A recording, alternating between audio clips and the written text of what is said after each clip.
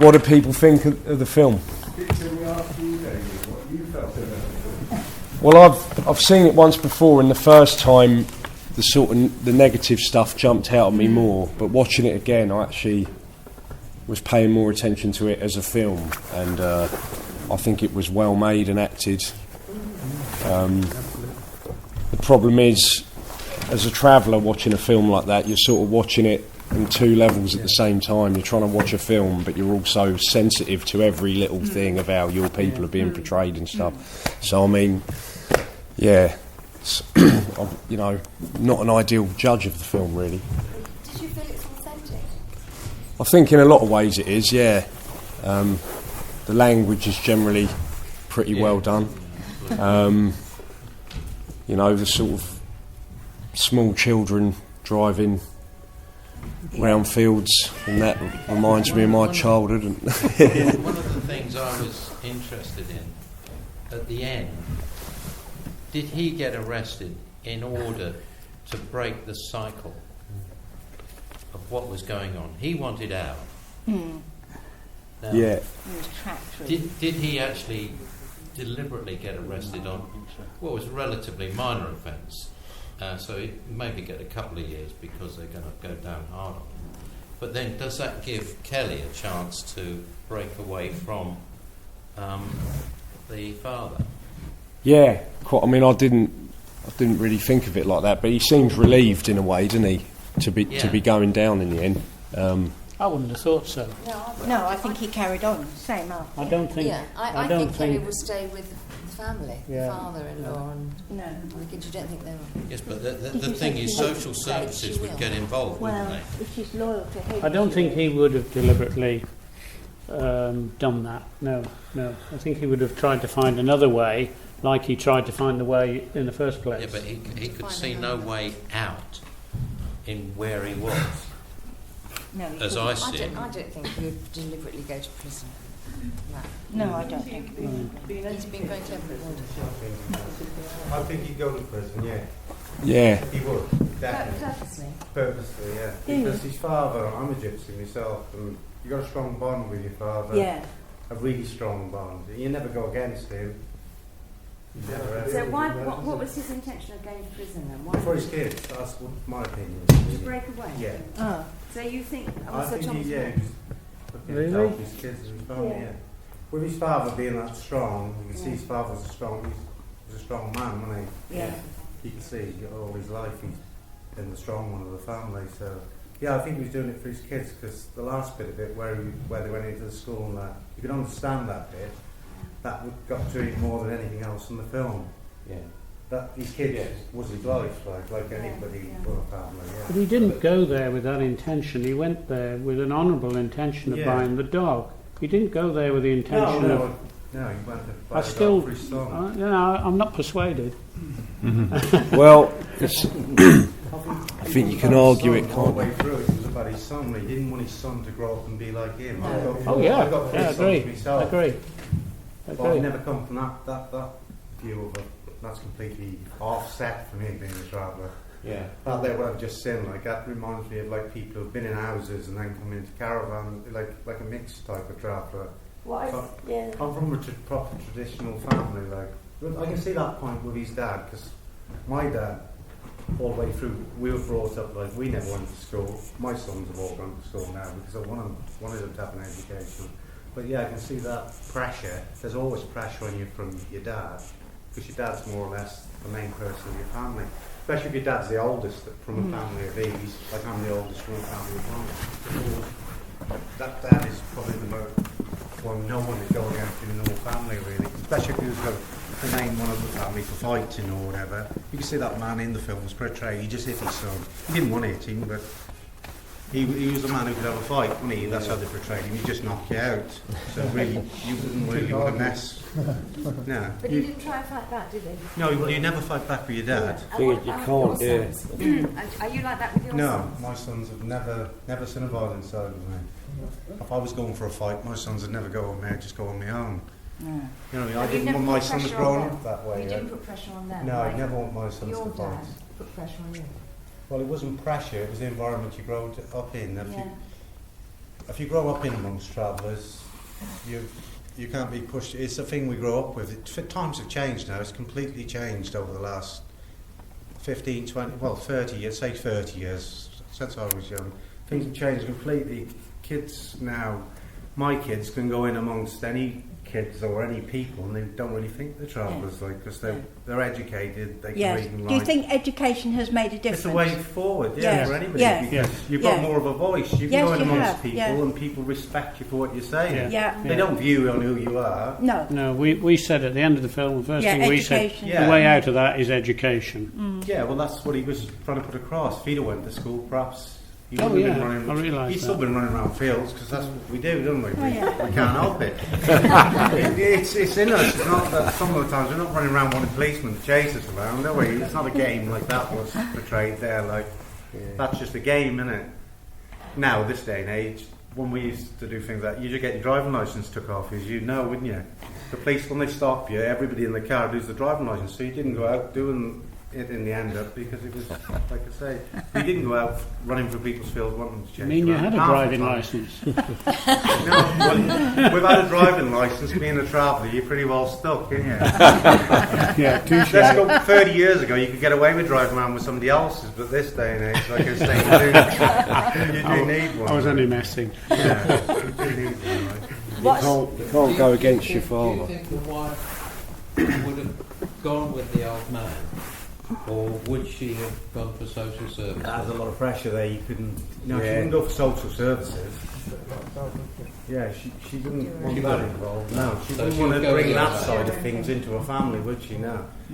Like I say, go back 30 years ago, she would have went with her father-in-law. But this day and age, travelling women, they're a different generation, aren't they? My mum is whatever my dad said or my granddad, she'd go along with. But I don't think.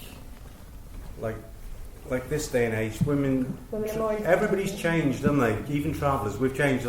I know people don't think I still think we're wild, don't they? But we've changed a lot, haven't we? We've had no choice to change, have we? It's part of life, and everybody around us, we change with them, haven't we? And like I say, the next generation, they've changed completely, haven't they? On the whole, like I say, these could integrate, go in anywhere with us. And do you think the travelling life will die out? No, it won't die out, will it? Not for proper travellers. No. It's, in my opinion, it started a long time ago. We're just getting put into a little. We went onto sites, and they tried. People got fed up with sites because if you've got kids on a site, there's always trouble. So then they went into houses. So it was just a way of getting us off the road slowly, wasn't it? It was the government. When it's like a little stage thing now. By 2050, will there be any travellers left? Don't know. Yeah, but you've got the new age travellers, new age travellers. Yeah, but they're a different breed. They're not both. Definitely. No. Yeah, they were around in the 80s and 90s. That's when they took off, didn't they? They were nice enough people. Some were wild like us, like I suppose. There was good uns and bad uns, weren't they? But they didn't do us any favours because they got a lot of things killed for us. They killed the Stopping Act and things like that. That got brought in over Castle Morton, didn't it? Years ago. That's when they fotched in when you couldn't really move about then in 6 or 7 trailers. So they, in some ways, we didn't mind them, but some of them we didn't have a lot of time for them because they made things even harder for us, didn't they? We let them get on with it, because that's what we do. We just let people do what they want, don't we? Really, we've never really got a voice, have we? Because we're always stood back. We don't want to get involved, do we? Lisa, what was your thoughts about representation of women? Well, one woman, and did you? What was your view on that? From a woman's perspective. Well, what we were just discussing actually was that really, I didn't see much traveller culture in there. I saw in the way they were dressing and like the swearing and the language. What I saw was a lot of what we would call chav culture, and I saw more chav culture incorporated rather than traveller culture. To be honest with you, for the woman I felt. She was very much portrayed as a stand by your man kind of woman, wasn't she? And she stood by him through those. But obviously she recognised that his father wasn't a very good role model for the whole family. Yeah. I felt she was portrayed as a strong woman. Yeah. She didn't want him to be like that. Do you think I've dealt a lot with travelling fairground people in my clients, and I've always found them fantastic.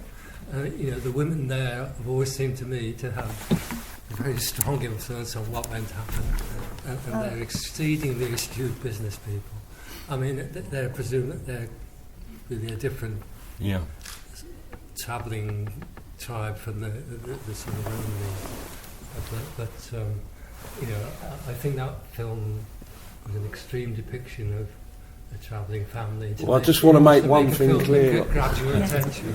These sort of antics aren't commonplace. This will get you notorious, even amongst travellers. And to be honest with you, I mean, I don't know whether the filmmakers wanted to go into this or what they've said about it, but it is based on an actual family. It's actually, many of the shots are lifted directly from a documentary made about a family in about 14 years ago, which was on the BBC.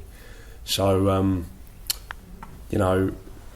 and they were very well known for being particularly wild, to be honest with you.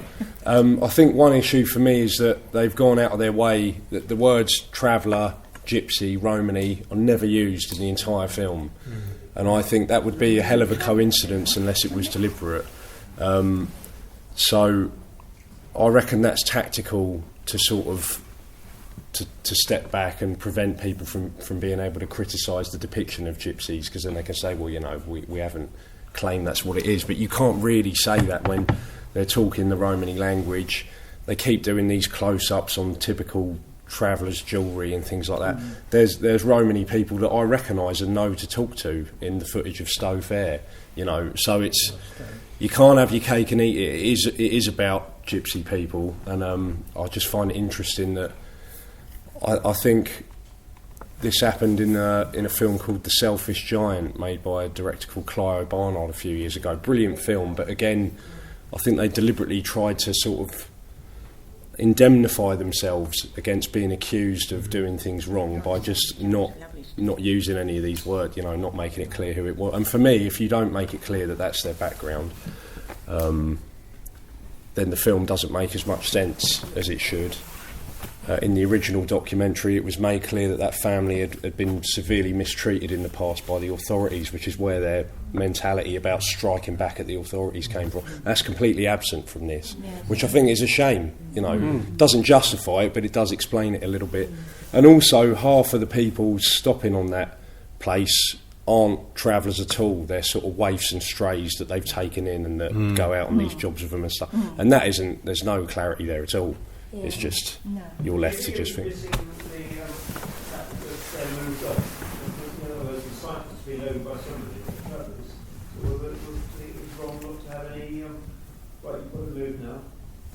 I don't know about that, to be honest. I always assumed they owned that bit of ground, but because most travellers either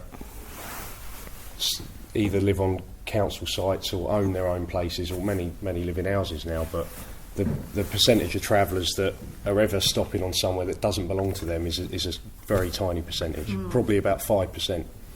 So 95% are stopping legally 100% of the time.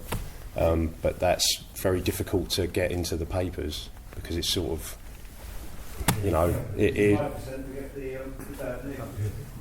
well, you just try ringing an editor and saying, can you do a story about how old Mr. Jones is living in his, quite happily in his chalet that he's bought and paid for. It's not news, is it? In fact, it is news to us, but... The use of armed police, heavily armed police, isn't that unusual? Thinking of incidences where the police had turned up with machine guns in... That happened to me as a child. Really? Yeah. I was shocked by that. Yeah, my granddad bought some guns which had been involved in an armed robbery. He was acquitted because he didn't know about this, but they all turned up more or less like that. I can remember it. I thought it was brilliant because it was like, but everyone was very upset, and it's still traumatic memory now from my mum and that. So that kind of heavy-handedness. But then I've spoken to believe it or not, there's now an association of Gypsy Roma traveller police officers, so serving police officers who are gypsies and travellers themselves, has over 100 members. Almost all of whom used to think they were the only traveller copper in the country. And, I've had some of them describe to me that basically in some police forces there's a belief that it is basically an extended crime network, that we're just like a organised crime family, and they keep family trees, and so you're born, you're all fair game, because basically if you're not already a criminal you're going to turn into one day sort of thing. So that was kind of there's been a big expose in Sweden about this, that every single gypsy in Sweden was on a centralised family network register. In Italy, every Italian Roma is actually fingerprinted, aren't they? And it's a compulsory thing that they do from birth.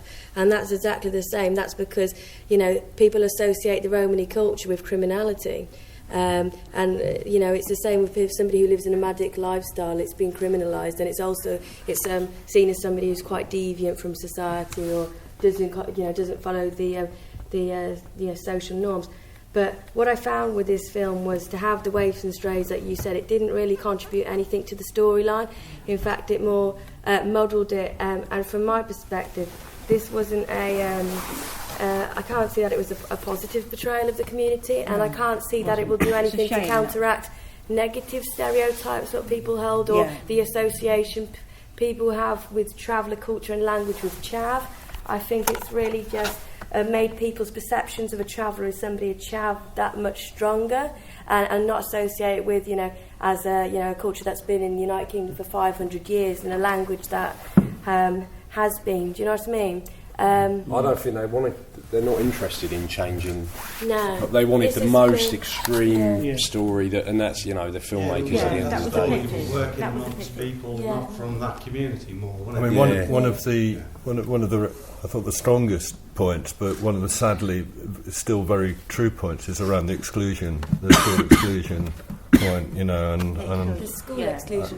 And I think in fact the exclusion levels of gypsies and travellers is absolutely appalling still now. So might be talking about a story or an example that came from a family many years ago, but the idea that is still happening in our primary schools. That was a good example, actually, because the exclusion rates for Gypsy, Roma and travellers are 4 times higher than the general population, but for every appeal lodged against the school exclusion of a Gypsy and traveller, the traveller movement just held research that 100% of these appeals are successful, which points to the cause of an unfair actual exclusion, which is often linked to a child physically retaliating. But when they've looked into it more deeply, they've a lot of cases it's been a result of a racist name calling. So this is commonplace. This is happening in schools even now. And this is like a version of an informal exclusion. And what we've had, particularly with the rise of academy schools, is schools are increasingly worried about the pressure. They've got increasing pressures about statistics. And if children are affecting that, whether that be attendance, achievement, and as a result of that, what we're having is a lot of teachers actually, some, going out to families and actually suggesting home education be a better alternative.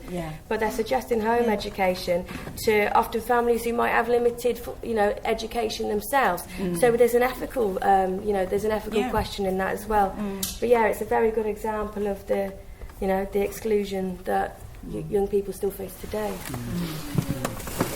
Anybody from the Gypsy community was involved in making the film? I think the real life Chad was involved, but I don't think anyone else was. This was premiered at the Toronto Film Festival in Canada, and I believe he was there with Michael Fassbender, and that they sort of, they're mates now. Because a lot of the things Michael Fassbender was doing with the language and elements of his body language, I think, was commendable as an acting performance. But it was a strange thing that they chose to premiere it in Canada. Apparently, the audience was just completely baffled, and there isn't travellers in that way in Canada. And I did watch a documentary. Well, I watched a short clip about the director. And what he did say in it was he didn't want to portray this as a representation of the traveller community. He just wanted to give an insight into one particular family. And he did say that he went back to the family at each stage and spoke with them about, this film. I'd be really interested actually to find out more about that and to see if they had any type of a comment over the final edit or what have you. So, but I don't know. I don't know if that happened or not. No, it's been very hard to find any information about the film, actually. And as the festival, we were slightly nervous about showing it because we had reports from a couple of Romany filmmakers that it wasn't a great film. It was quite stereotyping, and so anyway. It was mentioned on Front Row, the Radio 4 programme tonight. We were just leaving then, but you heard it, Nick. Yeah. Yeah. What did they say Nick? What did they say about it, Nick? We're pretty happy with it, I think. Oh. I thought it was, Well, What do I they suppose know? if you're looking at it in entertainment terms, Yes, entertainment value is good. but I'm listening very carefully to what they're saying here. Does anyone else have any questions or any comments to make? I thought it was great because actually for writers and filmmakers and so on, there's still the film to be made. So it's still there's still a long way to go. Which I'm relieved about because I wrote a script based on this story about 8 years ago that I'm trying to make. Right. And I feel like they missed the guts of why it was interesting, Absolutely. which was this sort of Robin Hood. We've been abused and kicked from pillar to post for centuries, and now you can have some of it back. That was basically and that in the original documentary that did come across, but it didn't in this. It seemed to me that it was, the old dad was just a bit of a weirdo with his he's got his crucifixes and his antique theft pawn shop, and he just believes in that. But there's no, you don't get any, no context. Yeah, for me, there's no context. There were families where I lived that were, racing around in fields, teaching their kids to drive on their lap. It's actually, there's no context for it, and I think it would be, They were good for that, the old Subarus, aren't they?